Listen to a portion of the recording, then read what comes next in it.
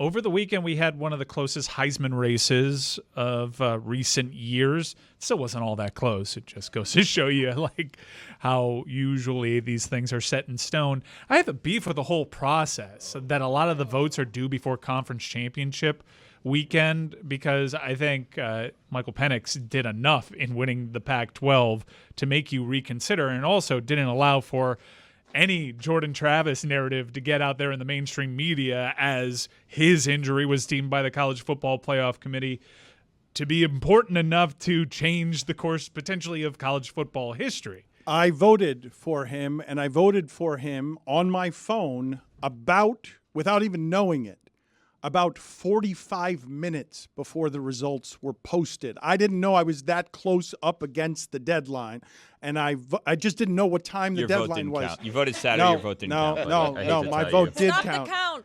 No, I was one of Jordan Travis's 8 votes. Mm-hmm. He got 8 first-place votes, and I regret two things. Not voting for the Iowa punter, and that Michael Penix didn't lose by 1 vote. Who were those 8 rascals? But you're saying you voted on Saturday? No, I voted before the deadline. Got it. The deadline was not Saturday. You just made it. Right. 45 minutes. Just got it in. Not before the The announcement. perils of mail-in voting, yes. Before they named the finalists. Got it. And Michael Penix is who I would have voted for, and I voted Marvin Harrison number 3 because Junior, not the third, yeah. because Daniels Maserati Marv. because Daniels did a lot in games against bad teams, and they lost a lot, and it's not his fault that the defense wasn't any good. He averaged 10 yards a play, but Penix, they're undefeated. He's an amazing story, and he was also great. And Jordan Travis is clearly the most valuable player in the sport. A tremendous player, incredible like offensive. literally most valuable. Jaden Daniels, incredible offensive output. That's not necessarily what the award is for, not the most outstanding offensive output. I do think when compared to some of the more recent ones, this might be one of the more forgettable in retrospect Heisman trophies. Winners. I'm not out here to bury the kid. It was just an odd choice for an LSU team that, despite their win-loss record, voters kept ranking pretty highly. It's a weird one. And I think that these finalists at this Heisman Trophy presentation shows us this whole new world. Now, most recent Heisman winners have all been transfers. Those players that are going to New York are often the byproduct of transfers, but even more so with the portal, all of them outside of Jordan Travis. Well, no, Jordan Travis was also a transfer, wasn't he? Yeah. So all these players, this is the new reality of college football. All these players played somewhere previously and will have complicated legacies in that they played in other places. Do you remember? I had to be reminded. I know that Jaden Daniels was a transfer, but I didn't know where he transferred from. And then I was reminded it was Arizona State. And I thought about this video that thankfully went viral yet again of a couple of years ago where Arizona State Sun Devil players, this was during the Herm Edwards tenure. Herm Edwards actually recruited quite well. Wasn't Ayuk also part of that team? Like they had a lot of good players over there. But there was this video of inside the Sun Devil locker room, players clearing out the locker of a quarterback. And it was only until this week that I was reminded that quarterback that they were clearing out the locker for was this year's Heisman Trophy winner, Jayden Daniels. And listen to the editorial from these players as it goes on. Clean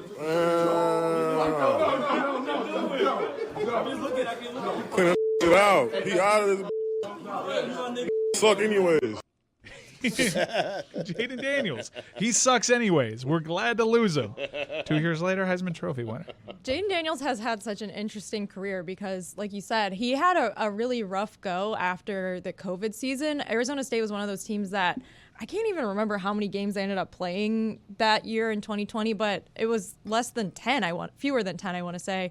And then the following year had just kind of like a very just not great year, transferred to LSU, played a lot better his first year at LSU, and then this year, just like his numbers, he put up monster numbers, and I think totally is deserving of being the most outstanding player in college football. And I do also think, like, Brian Kelly, how did you lose 3 games with the Heisman Trophy winner as your quarterback? Like that, come on, man. I mean, if you just have like a slightly better defense, right? Like you have to be in the SEC championship. I know he got hurt in the Alabama game.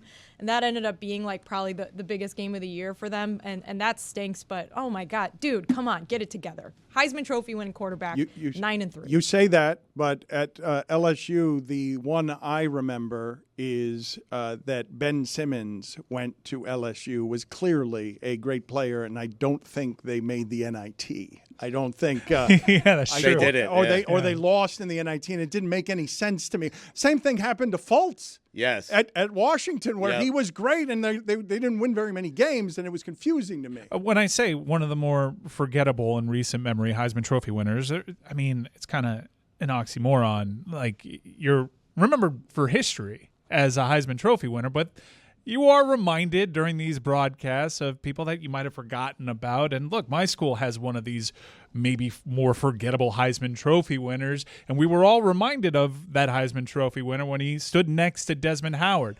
There is just 1 year in age difference between Desmond Howard and Gino Torretta.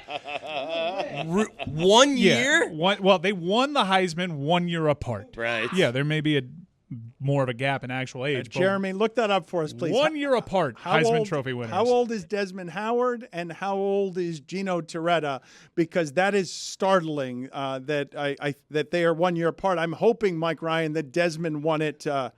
I'm hoping that Desmond won it earlier. Yes, I'm hoping that the math is goes that way. Jeremy, look that up for us, please. Already got it, Dan. Let me illuminate you on this one. They're the same age, 53 years old. That's amazing. Wow. That's amazing. Okay, but who won the Heisman in what order? Because I'm hoping that Desmond won it. Please look that up for me. I'm still hoping for an answer to my question. Desmond's older by 3 months. Again, who won the Heisman That's first? all he's asking, yes. But Desmond being older is funny. Didn't Des win it first because they're in line based off of like oldest to newest? Yes, Don't they do that at thank the Heisman? you. I didn't watch it. I watched Killers of the Flower Moon Saturday night. Nice. Didn't take an intermission, but at one point I just looked at my phone and I was like, huh, Jayden Daniels won the Heisman. Living in the moment. Desmond Howard won the year before Gino Torretta. So, yeah, that's not a great look. I feel like I got it right.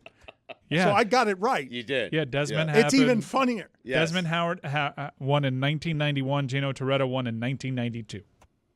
Ha!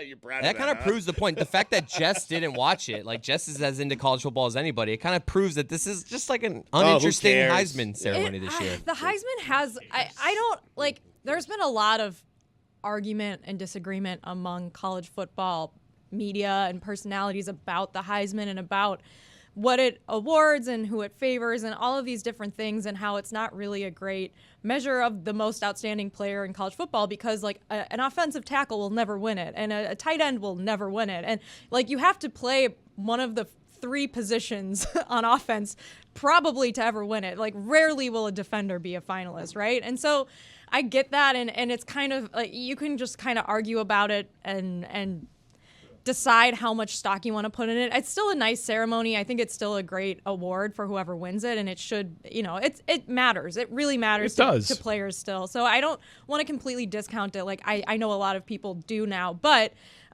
this year was, I think, a particularly weird year because you had one of like Jaden Daniels finished with like 50 touchdowns and like 5,000 yards, like these unbelievable stats. He was deserving, yes. His team was not a team that we talked about in the final month of football because they already lost 2 games. Next year, when we have a 12-team playoff, LSU will be seeded.